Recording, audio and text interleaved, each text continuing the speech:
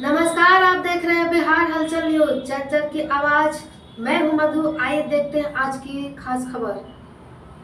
मैं विजय शंकर यादव, बीटीएम खुटौना, प्रभार बाहुबड़ी।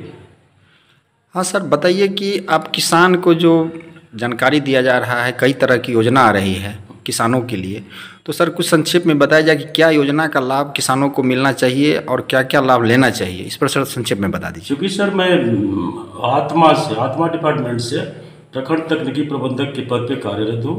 हमारे पास 2 प्रखंड हैं जिसमें खुटौना में पदस्थापित हूँ। बाहुबड़ी हमारा प्रभार का प्रखंड है।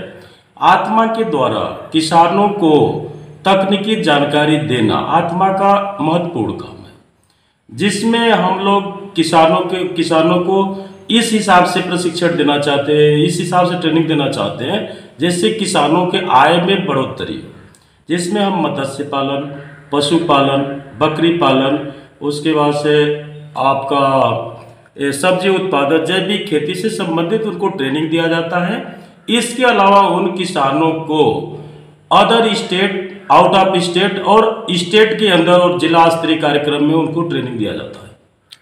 तो क्या किसानों को इस पर लाभ मिल रहा है? जो सरकार की योजना आ रही है, क्या किसानों उसके ऊपर जागरूक हैं? देखिए, किसान इससे बहुत ज़्यादा जागरूक है। बहुत हमारे किसान इससे बहुत ज़्यादा बेनिफिट भी पैदा कर रहे हैं, जिनको ट्रेनिंग ले करके खुद अपना आकर के मधुमक्खी पालन, मत्स्य पालन, बकरी पालन में अपना कार्य कर रहे हैं, जिससे उनको बेहतरीन लाभ भी है। तो मछली पालन का क्या योजना है सर? मछली पालन की वो योजना है जिसमें किसानों को सरकार के द्वारा प्रत्येक एकड़ में उसको 4 से 6 लाख रुपए उसको अनुदान के तौर पे दिया जाता है कि वो अपना सिस्टम, अपने आर्थिक स्थिति को मजबूत बनाने के लिए वो कार्य कर सके। और उनको देख करके मैंने हम लोग का काम ट्रेनिंग देना, ट्रेनिंग को देख करके अगला जो किसान है इससे मोटिवेशन पा करके वह खुद अपने आप में जो है अगला किसान प्रेरित हो इस कार्य को करने के लिए। तो सर एक बात और है कि किसानों को जो मत्स्य पालन है, दूसरी बात है क्या ये पशु पालन है, बकरी पालन भी सरकार दे रही है, मधु पालन भी करने के लिए दे रही है, तो इसके बारे में सर क्या आप अपने ट्रेनिंग के पीरियड में कुछ बताइए किसानों को।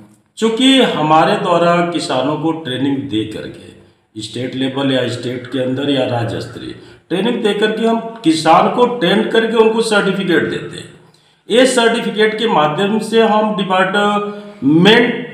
उस किसान को उस डिपार्टमेंट से अवगत कराते हैं कि उस डिपार्टमेंट में जाइए, आपको ये बेनिफिट होगा, और वो सर्टिफिकेट के हिसाब से उनको बेनिफिट होता है। तो सब्सिडी कब तक मिल जाता है? जिससे किसानों को सब्सिडी सरकार दे रही है काम काज करने के लिए, तो कितना दिनों के अंदर उन लोगों को मिल जाना चाहिए? और क्या योजना की जानकारी है आपके पास? सब्सिडी का पोजीशन है सर कि हमने सर्टिफिकेट किसान को दे दिया, अब वो उस डिपार्टमेंट का मैटर हो जाता है कि वो कितने दिन में उनको लोन प्रोवाइड कर रहा है या उनको सब्सिडी दे रहा है। तो गाइडलाइन तो कुछ होगा ना सरकार, आपको जानकारी होगा कि कितना दिन में मिल जाना चाहिए किसानों को? क्योंकि अलग अलग डिपार्टमेंट का मैटर होता है, किस डिपार्टमेंट का क्या मैटर है वो उनके पास ही गाइडलाइन रहता है। हम चूंकि टेक्निकल है, हमारा काम है ट्रेनिंग दे देना, किसान को सर्टिफिकेट प्रोवाइड कर देना। तो ट्रेनिंग आप देते हैं कि अगला कोई और ट्रेनिंग देते हैं? नहीं, कुछ ट्रेनिंग अपने माध्यम से, कुछ साइंटिस्ट के माध्यम से। तो क्या आप अपने माध्यम से ट्रेनिंग देते हैं किसानों को? कुछ बताया जाए डिटेल। हाँ, हम लोग किसानों को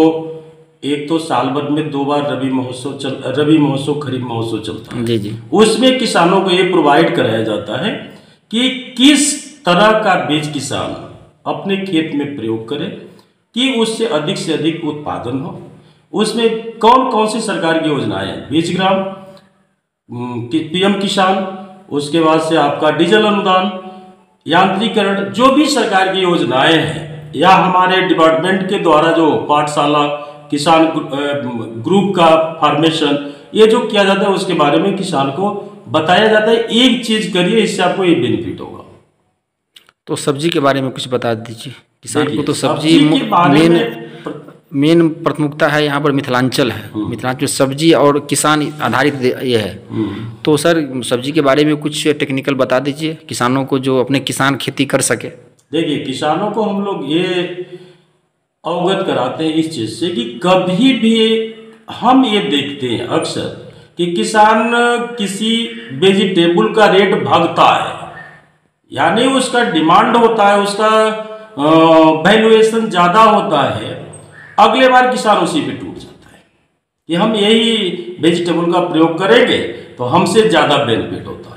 लेकिन हम लोग किसान को ये सजेशन देते हैं कि आप लोग जो वेजिटेबल करते हैं उसको पार्ट बाय पार्ट में तोड़ करके करिए, क्योंकि एक ही वेजिटेबल अगर उगा लिए उससे क्या होता है कि उसका इक्वल वैल्यू मिला या नहीं मिला, उसमें आपको ज़्यादा लेने के बाद जो है दिक्कत होने लगता है।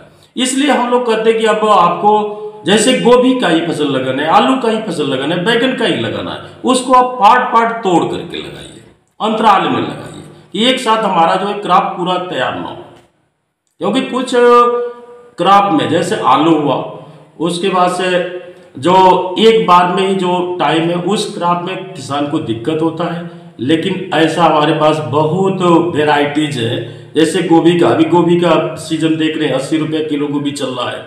लेकिन यही आने वाला समय में जस्ट दिसंबर से जनवरी आएगा, उस समय 5 रुपया भी किलो गोभी नहीं मिलेगा। जो हमारा टेक्निकल हैंड किसान है वो अभी 80 रुपये में गोभी को बेच रहा है। जैविक का क्या मेन महत्व है सर? जैविक का हमारे खेती में बहुत बड़ा रोल है। इसमें अगर आप देख रहे हैं, हम पहले कंपोस्ट का जब प्रयोग कर रहे थे, हरित क्रांति आने के पहले जब हम कंपोस्ट का प्रयोग कर रहे थे ज़्यादातर, उस समय हमारे खेत में नमी की मात्रा ज़्यादा रहती थी, मिट्टी की उर्वरा शक्ति ज़्यादा रहती थी, हमारे अंदर जो है हम प्रोडक्शन जो भी लेते थे वो न्यूट्रिएंट भरा हुआ प्रोडक्ट था। अभी के पोजीशन में जो प्रोडक्ट हमारा तैयार हो रहा है वो केमिकल फर्टिलाइजर के प्रयोग से हो रहा है, जो कि हमारे बॉडी के लिए, हमारे वातावरण के लिए और हमारे होल लाइफ के लिए इसकी बहुत बड़ी समस्या है, क्योंकि हम अन्य रोगों से प्रभावित होते हैं इससे। और अगर हम जैविक खेती का प्रयोग कर रहे हैं, जैविक चीज का प्रयोग अपने खेत में कर रहे हैं, तो हम रोग मुक्त रहेंगे, रोग युक्त के बदले रोग मुक्त रहेंगे।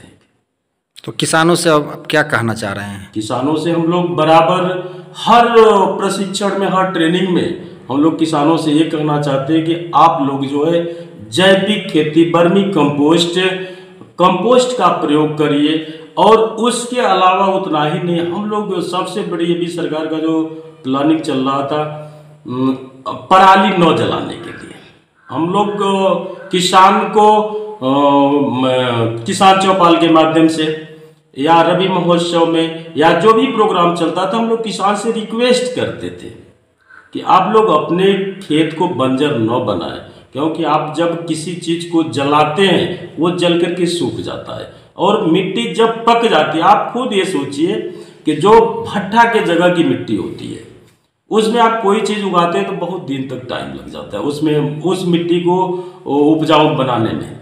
इसलिए हम लोग कहते हैं कि आप अपने खेत में पराली को मत जलाइए, बल्कि जो अपना फसल अवशेष है उसको दूसरे जगह इकट्ठा करके उसको सड़ा गला करके तब उसको खेत में यूज करिए।